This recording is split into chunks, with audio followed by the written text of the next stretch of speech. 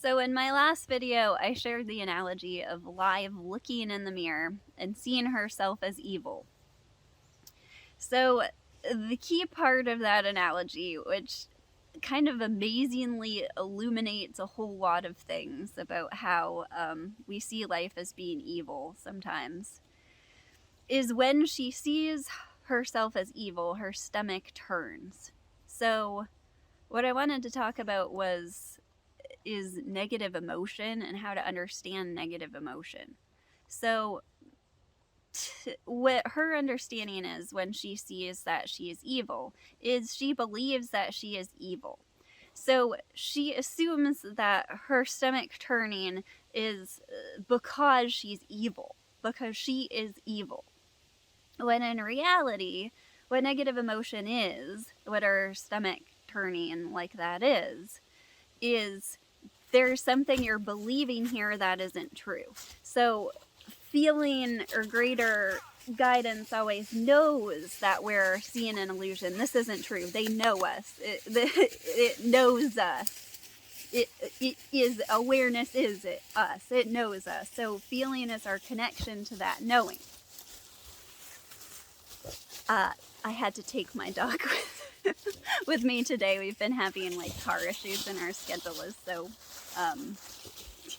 messed up, so I don't know what he's doing, but he's 2 today, by the way, and I will not be baking him a birthday cake because he ate the rest of my birthday cake. If you remember at the end of one of my recent videos how I was sharing the analogy about how you can have your cake and eat it too, and then I came home to the news that he had eaten the rest of my birthday cake. So he's an asshole, but I love him. So, negative emotion. So you feel bad because your dog eats your birthday cake. And it's not like until you you realize that the cake isn't missing and that something, that this is a joke for you that's way better than the cake was. Live sees herself as evil. She believes that she is evil.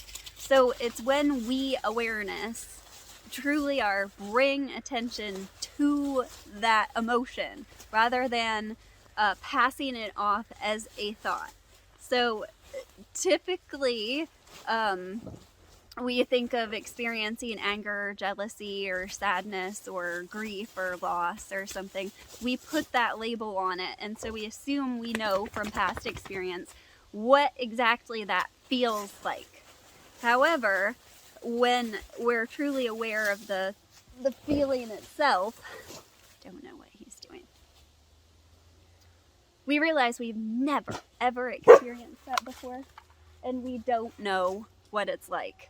We've never experienced any of those emotions before. So synchronicity is always totally screwing with me. So when he barked, I felt fear. What's behind me that I don't know? So within the realm of the mind, it's very helpful to know what fear feels like, to be able to label fear. And sometimes the labeling actually helps us to let go of it and understand it and see what it is. But nothing is the replacement for actually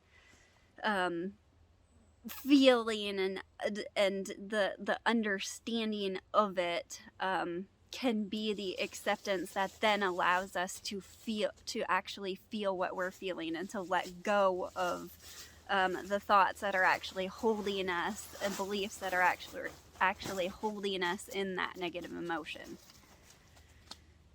So a great analogy for this, especially if you've ever experienced it, is getting rid of clutter in your house or extra stuff.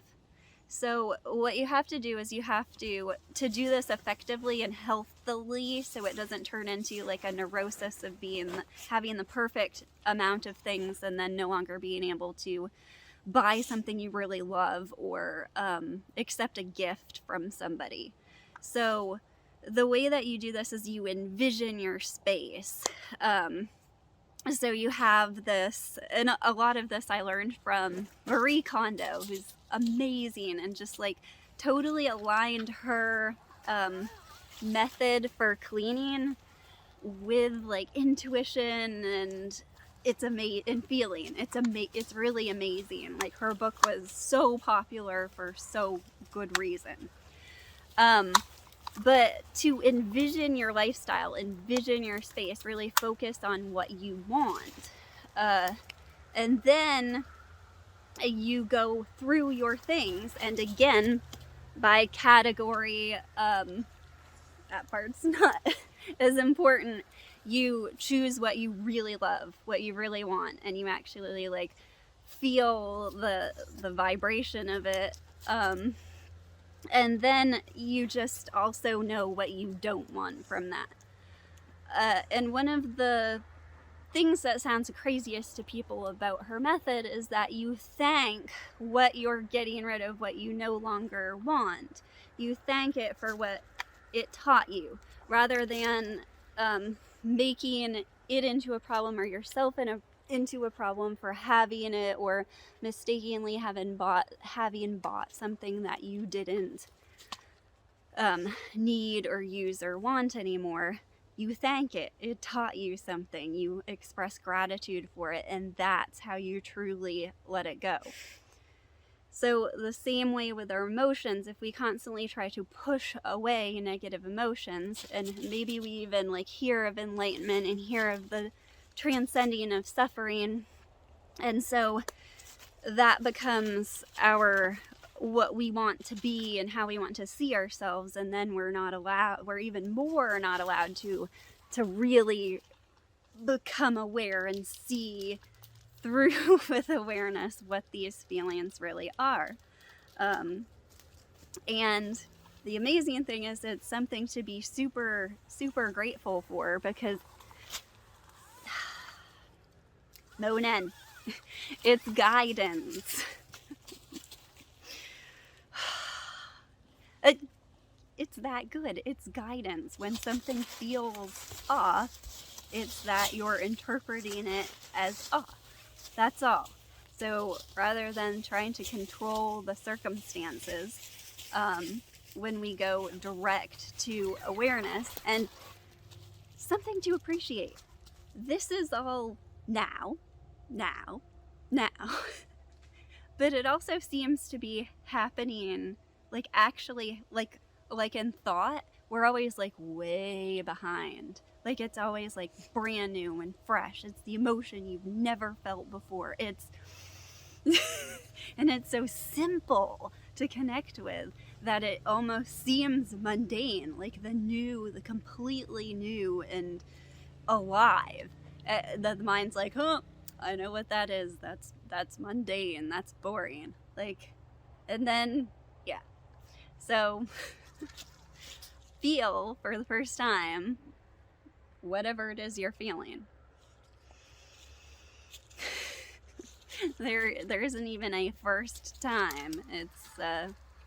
It's eternal, and it's in the variety of the emotions is all love, because love is not an emotion itself. It's the awareness of it, the allowing of it, and all of it itself.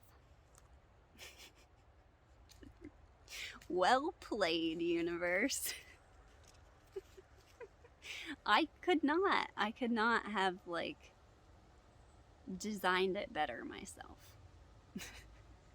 Although sometimes I think I could have. No.